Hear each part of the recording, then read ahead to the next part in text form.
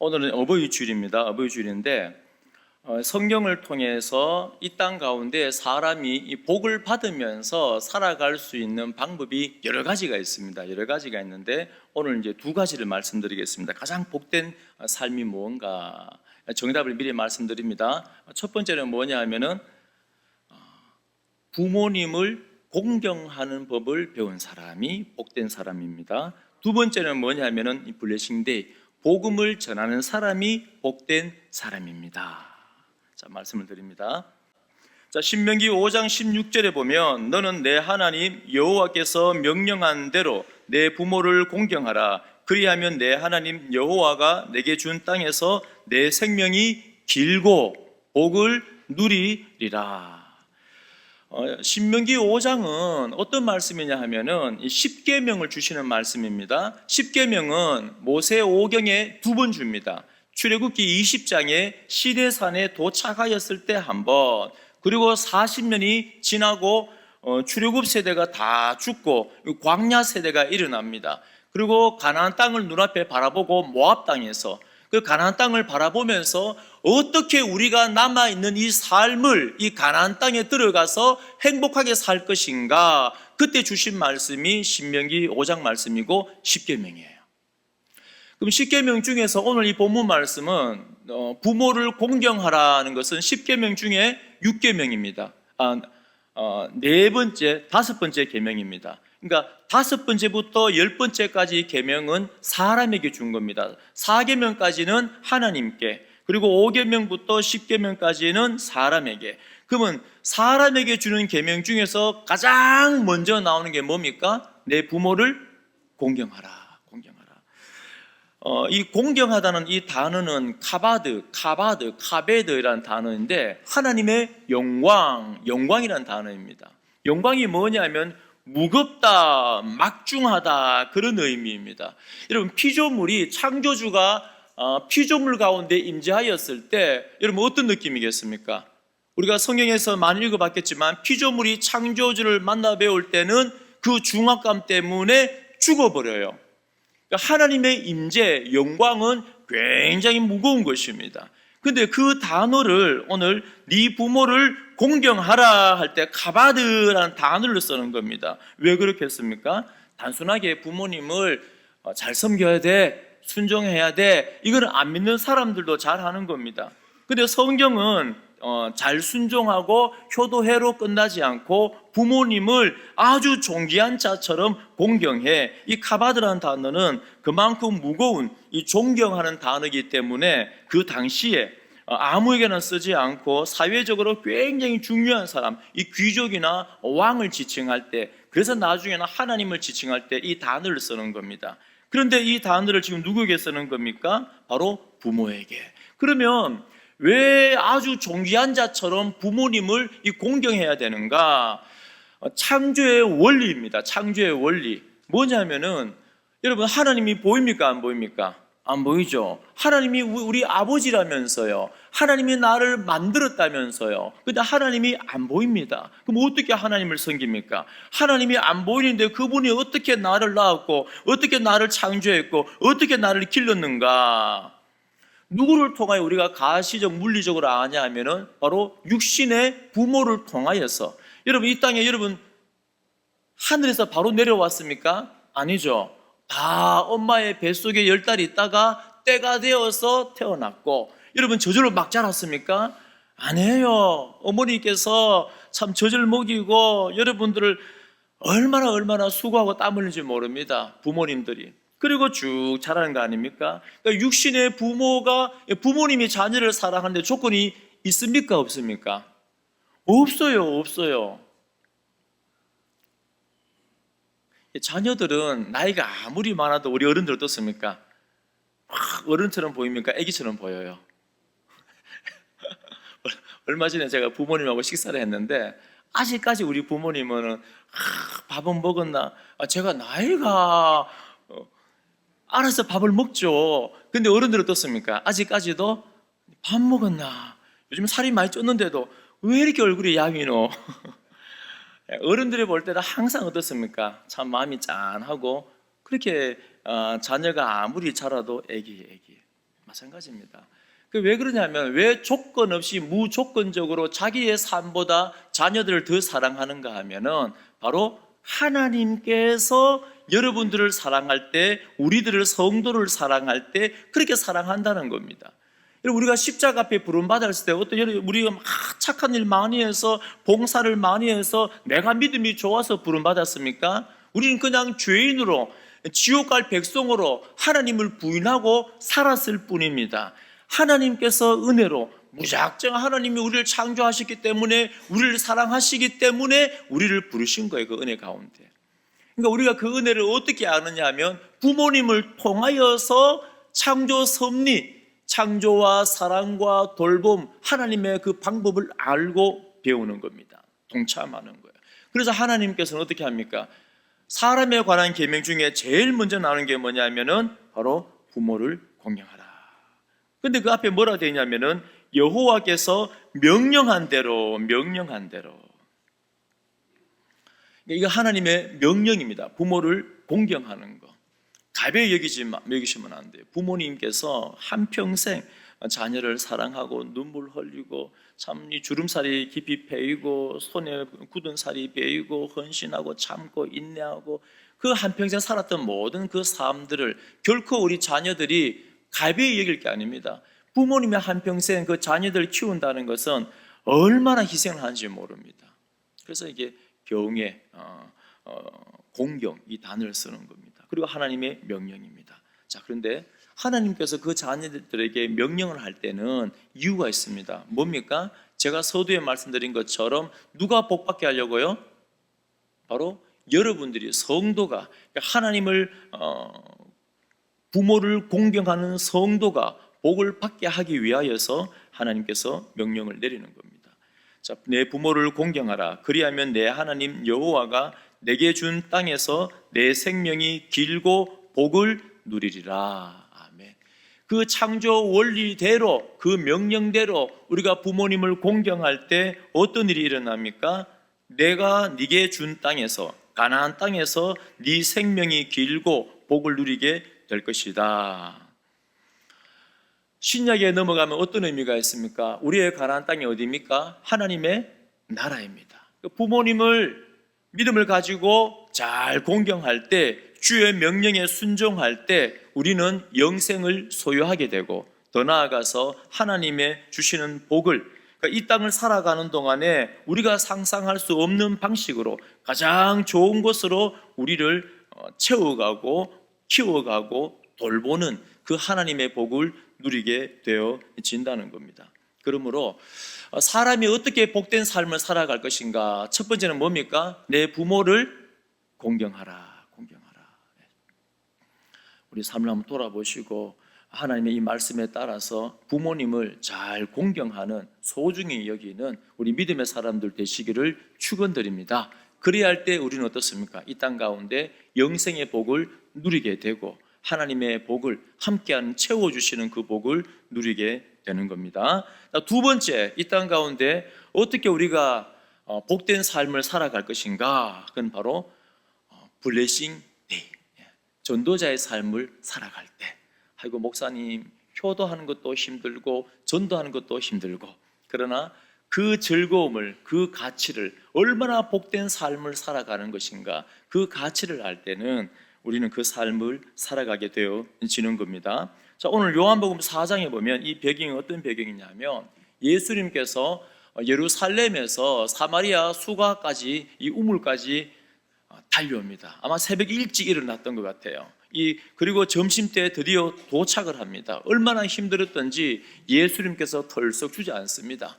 그리고 그 수가성 여인을 만나기 위해서 오신 겁니다. 그 여인의 입장에서 볼 때는 아이고 우연히 내가 만났네 라고 생각하겠지만은, 말씀을 가만히 보면은 우연히가 아니고 의도를 가지고 그 여인을 만나기 위하여서 새벽 일찍부터 일어나서 걸어오신 거예요. 얼마나 배고팠겠습니까? 얼마나 목말랐겠습니까? 여러분, 우리가 예수님 믿는 것도 기억하십시오. 내가 열심히 해서 예수님 믿은 거 아니에요. 예수님께서 내게 찾아오신 겁니다. 십자가를 넘어서 나를 찾으러 오신 거예요. 그래서 우리가 믿음을 가지게 된 줄로 믿으시기 바랍니다. 근데 그 여인을 만나고 나니까 그 여인은 보통 여인이 아니었어요.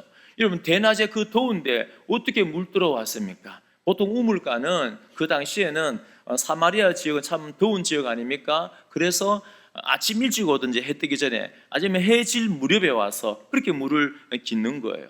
그런데 이 여인은 왜 대낮에 왔습니까? 문제가 있죠. 심각한 문제가 있습니다. 왜? 어떤 문제가 있습니까? 여인은 남편이 5명 있었는데 지금 또 남자가 있어요. 남편이 아니래요. 우리가 지금 2000년이 지난 지금 생각해도 야, 이게 배우자가 5번 바뀌면은 우리가 고개를 갸우뚱합니다. 근데 2000년 전에 이런 일이 있었기 때문에 그 당시에는 아무리 사마리아 지역이지만은 그 주민들에게 어떻게 보이겠습니까? 죄인으로 아마 낙인이 찍혔을 겁니다. 그러니까 그 여인은 시원한 새벽에 남들처럼 물도로 못 오는 거예요. 사람들이 많을 때는 못 오는 겁니다. 제일 더울 때 오는 겁니다. 근데 주님은 누구를 찾아오셨냐 하면은 그 죄 덩어리인 그 여인을 향해서 죄가 가득히 있는 우리들을 향해 주님은 십자가를 넘어 찾아오신 거예요. 내 영혼을 찾으러 오신 겁니다. 그리고 주님과의 그 만남을 통하여 그 여인은 자신의 죄가 드러나고 깨닫고 그리고 그리스도를 메시아를 만난 겁니다. 메시아를 만나고 나니까 난리가 난 거죠. 마을에 들어가서 그전까지는 숨어 다녔지만 이제는 메시아를 그리스도를 만났기 때문에 구원을 경험하였기 때문에 기쁨과 감격 가운데 사마리아 마을로 들어가서 막 문을 두드리면서 그전까지는 숨어 다녔지만 이제 예수를 만났는데 뭐. 그래서 내가 그리스도를 만났다고 와 보라고 막 난리가 난 겁니다. 그러니까 사람들이 여기저기 무슨 일이야? 정말 그리스도가 왔어? 정말 메시아가 왔어? 그렇게 오랫동안 기다렸던 메시아가 왔단 말이지 하면서 저기 멀리서 이 사마리아 집안에서 그 한 여인을 통하여 수많은 사람들이 막 몰려와요. 저기 멀리서. 자, 그때입니다. 그때 제자들이 수가성 여인 그 우물가에 도착하자마자 제자들이 얼마나 배고팠겠습니까? 그래서 먹을 것을 구하러 갔던 겁니다. 그 먹을 것을 구하러 가서 왔어요. 왔는데 31절을 보시면은 그 사이에 제자들이 청하여 이르되 랍비여 잡수소서. 선생님 배 많이 고팠죠? 오늘 무리했습니다. 밥 드세요 하고 이제 음식을 준비해 준 거예요. 근데 예수님께서 뭐라 합니까? 이르시되 내게는 너희가 알지 못하는 먹을 양식이 있느니라. 아니 분명히 양식이 없었는데 그 배가 얼마나 고팠겠습니까? 오전 내내 걸어 다녔으니까. 그래 이제 양식을 준비해 왔는데 예수님은 뭐라 하냐면 너희가 알지 못하는 먹을 양식이 나는 있어 이러는 겁니다. 그러니까 33제 제자들이 서로 말하되 누가 잡수실 것을 갖다 드렸는가 하니. 자, 34절 다 함께 읽습니다. 예수님의 양식이 뭘까요? 자, 34절 읽겠습니다. 시작.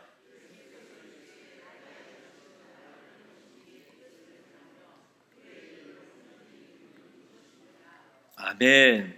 예수님의 양식은 뭐냐면은 나를 보내신 그분의 뜻을 행하고 그 일을 온전하게 이루는 것.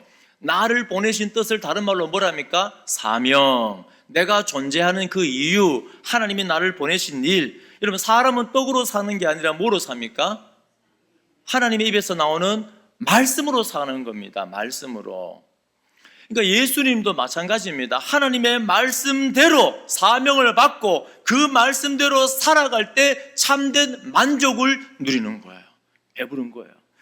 우리가 이 땅을 살아갈 때 여러분 뭐 할 때 가장 행복합니까? 등산할 때는 정상에 도착하고 나면 만족감을 누리시죠. 그리고 또 무언가 목표를 가지고 일을 하였을 때 그 목표를 달성하였을 때 어떻습니까? 만족감을 누립니다. 세상에서 주는 기쁨도 많이 있습니다. 그런데 중생한 심령은 아무리 정상에 많이 올라가도 아무리 목표를 많이 달성해도 중생한 심령은 본질을 알아버렸기 때문에 하나님을 만났기 때문에 세상 것으로 만족을 누릴 수 있습니까? 없습니까? 못 누려요. 우리가 목회를 하는 것도 여러분들 참 힘드시지만 목회를 하는 것도 만만치는 않은 것 같아요, 보니까. 그래서 여러 가지 힘든 일이 많은데, 그리고 세상의 합리적인 논리로 따지면은 그냥 예배만 드리고 설교만 하고 신방만 하는 목회도 물론 힘듭니다. 근데 그게 편리해요. 그런데 굳이 주님의 명령이 내렸으니까 말씀을 가르치고 양육을 하고 하는 거 이건요 많이 힘들어요. 지칠 때가 많이 있습니다. 그런데 목회자가 언제 가장 행복하냐면은 하나님의 말씀을 전하고 가르칠 때, 말씀으로 영혼을 양육할 때 영혼이 살아나고 영혼이 일어나고 영혼이 성장하고 몸된 교회로서 충실하게 그 일을 감당하게 될 때, 그러니까 말씀을 가르치고 양육할 때 가장 행복합니다. 왜요? 그게 나를 이 땅에 보내신 하나님의 말씀이고 사명이기 때문에. 여러분, 초대교회 성도들이 복음을 전하는 거 불편한 거죠. 당연히 감옥에 갇히고 매 맞고 협박당하고 늘 협박당했어요. 초대교회 성도들 보면 자기 동족들에게 협박당하고 이방인들에게 협박당하고 나중에는 순교의 자리까지 가잖아요. 근데 도대체 왜 그 힘든 일을 갑니까? 알고 보니까 뭐예요? 세상 것으로는 만족이 안 되는 거예요. 내 육체가 살아도 하나님의 말씀이 아니면은, 사명이 아니면은 내 마음을, 이 영적인 욕구를, 목마름을 채울 수가 없는 거예요. 그래서 살아도 산 게 아닌 거죠. 그러니까 하나님의 말씀을 통하여 중생한 사람들은 하나님의 말씀으로만 채워지고 하나님의 말씀에 사명에 충실할 때 참된 만족이 있는 줄로 믿으시기 바랍니다. 이건 제가 설교를 안 해도 여러분들 지금 다 누리고 계신 줄로 저는 압니다. 여러분, 이 세상 것으로 만족합니까? 그럼 말라 교회 옵니까? 말라 말씀입니까? 말라 말씀 배웁니까? 그걸로 만족하는데 만족이 안 되죠. 안 되죠. 살아보시니까 안 돼요. 예수님은 뭘로 배부르냐? 야, 내가 복음을 가르치고 복음의 씨앗을 뿌렸는데 이 여인의 상처가, 그 죄들이 문제가 해결되어지고 자존감이 회복되고 상처가 치유되고 이제는 세상 사람들이 가서 메시아를 봤다, 와 보라, 수많은 그 버려진 백성 아닙니까? 사마리아 백성은 버려진 백성이에요. 그 버려진 백성이 지금 누구에게 옵니까? 하나님에게, 예수님에게 막 몰려오는 거예요. 이걸 보니까는 예수님이 배를 부르겠습니까? 안 부르겠습니까? 배 부르죠. 배 부르죠. 우리가 누려야 될 만족이 뭐냐면 바로 그거예요. 그 만족입니다. 그 만족.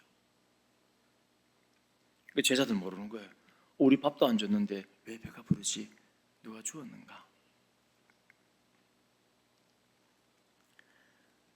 그래서 예수님께서 35절에 묘한 말씀을 합니다. 너희는 넉 달이 지나야 추수할 때가 이르겠다 하지 아니하느냐?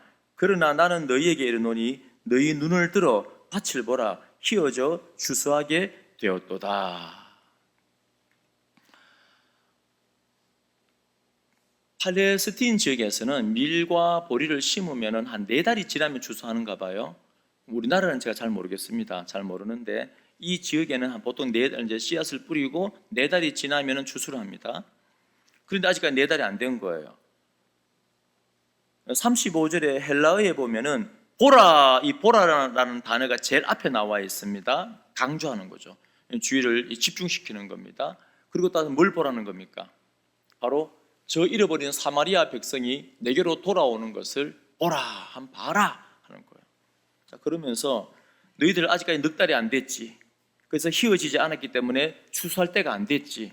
그러나 35절 중간에 그러나 나는 너희에게 이르노니 너희 눈을 들어 밭을 보라, 희어져 추수하게 되었도다. 아멘. 육신의 눈을 들어보니까 아직 보리가 미리 안 익었어요. 벌해요. 희어지고 아직 익지 않았다는 겁니다. 그런데 예수님은 그러나 나는 내가 보니까는 희어졌네, 추수할 때가 됐네 라고 말합니다. 누굴 보고 있는 겁니까? 영적인 눈을 들어서 바라보니까 지금 예수님께서 계시던 그 시대, 예수님의 초림과 예수님의 재림, 이 사이를 우리는 종말이라고 말합니다. 이 종말의 시기는 어떤 시기입니까? 바로 추수, 대추수의 시기라는 거예요. 근데 아직까지 제자의 눈에는 보이지 않습니다. 예수님께서 봐라, 육신의 눈으로 보지 말고 영적인 눈을 들어서 한번 봐. 뭐가 보여? 희어져서 추수하게 되었잖아. 전도자의 삶이 왜 행복한가? 이제 지금도 두 가지 나옵니다. 말씀드릴게요. 지금 추수하게 됐잖아요.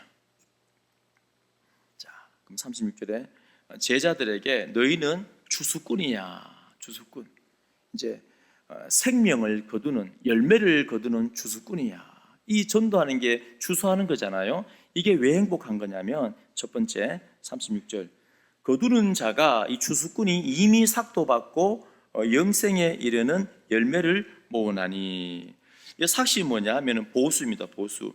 이런 보수는 일하기 전에 받습니까? 일하고 나서 받습니까? 하고 나서 받죠. 그런데 우리 하나님은 세상의 방식과는 다르게 은혜로 일하십니다. 그래서 일하고 나서 받지 않아요. 여러분 혹시 여기서 막 죽도록 노력하고 죽도록 막 해갖고 그렇게 우리가 하나님으로부터 보수받는, 영생을 받고 성령이 임하고 막 그렇습니까? 아니죠. 하나님은 그 자녀를 너무 사랑하기 때문에 일하기 전에 이미 보수를 다 줘요. 그 보수가 뭡니까? 가장 큰 보수가 뭡니까? 하나님의 나라, 그리고 성령의 임재하심과 성령의 동행하심과 성령의 능력을 우리가 일하기 전에 뭡니까? 주신 줄로 믿으시기 바랍니다. 세상의 원리와 달라요. 세상은 열심히 해야지 그 보수를 받지만 우리 하나님은 일하기 전에 먼저 보수를 줍니다. 그것도 감당하지 못할 영생을, 성령의 충만함을, 성령의 능력을 보수로 주는 거예요. 이유가 있습니다. 왜요? 36절 보시면은 거두는 자가 이미 삭도받고 영생에 이르는 열매를 모으나니 이는 뿌리는 자와 거두는 자가 어떻게 해요? 줄거 놓으십시오. 함께 즐거워하게 하려 함이라. 아멘.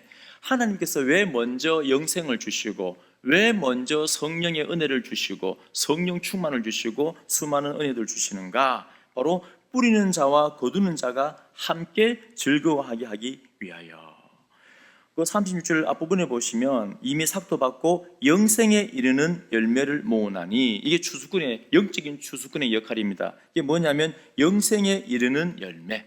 영생에 이른다는 것이 내가 영생에 이른다는 것이 아니고 영생에 이르게 되는 그 열매를 추수하는 거예요. 누가요? 바로 성도들이, 제자들이.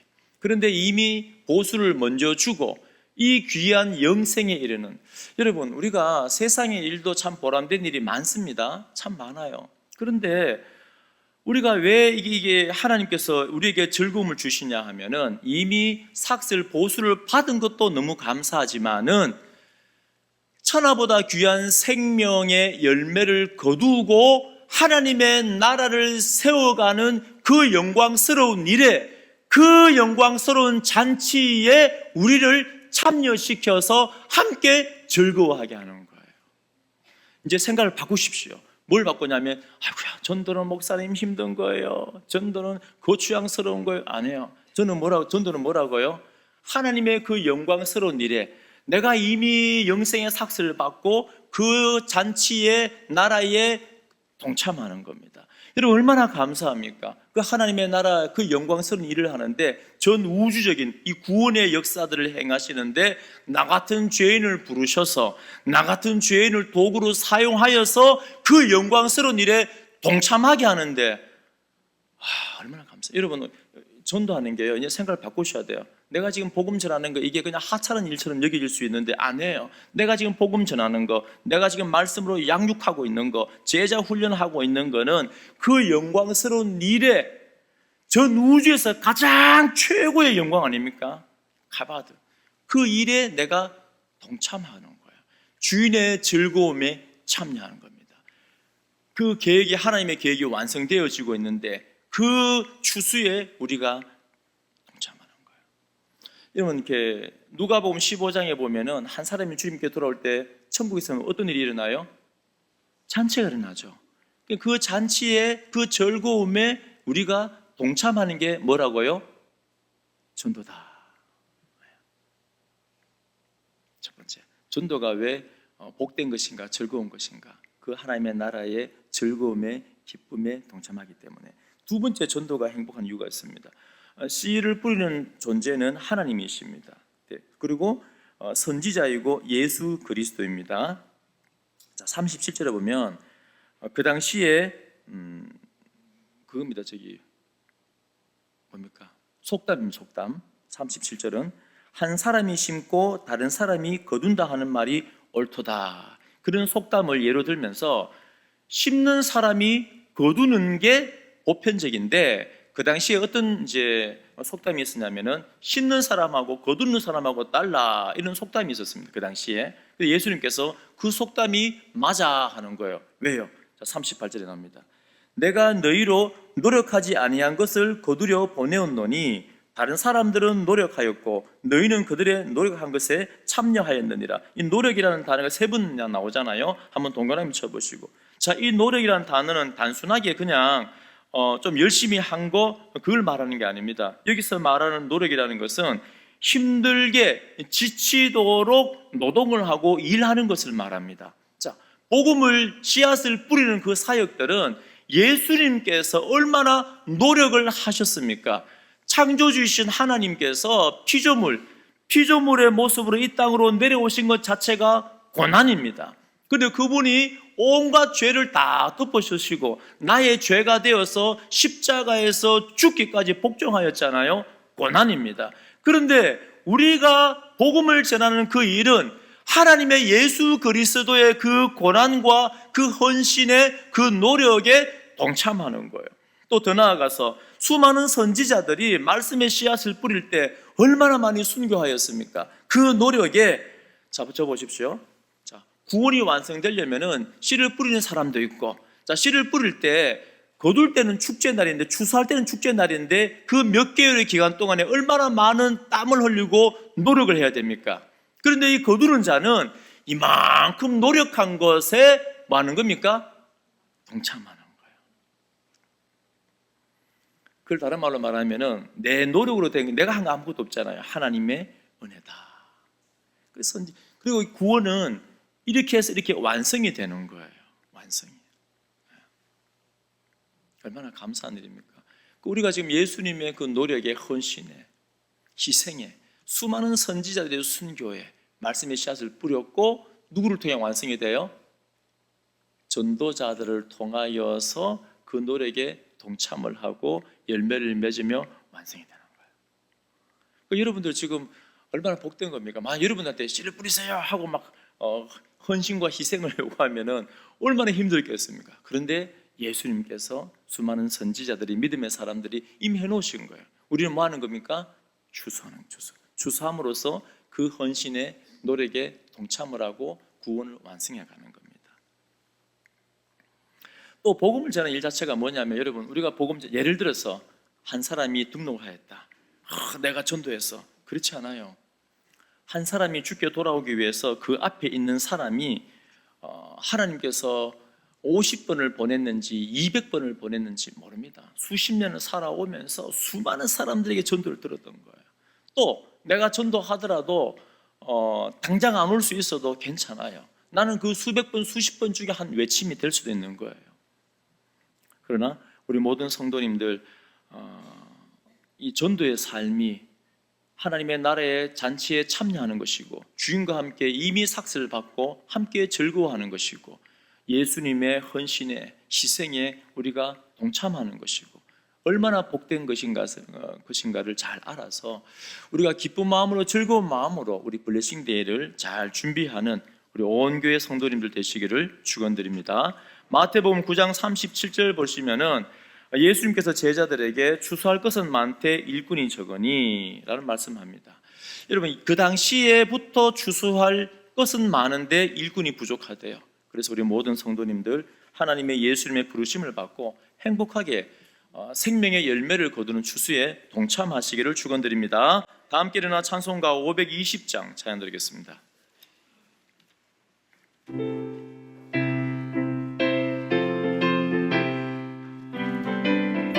우리 박수 치면서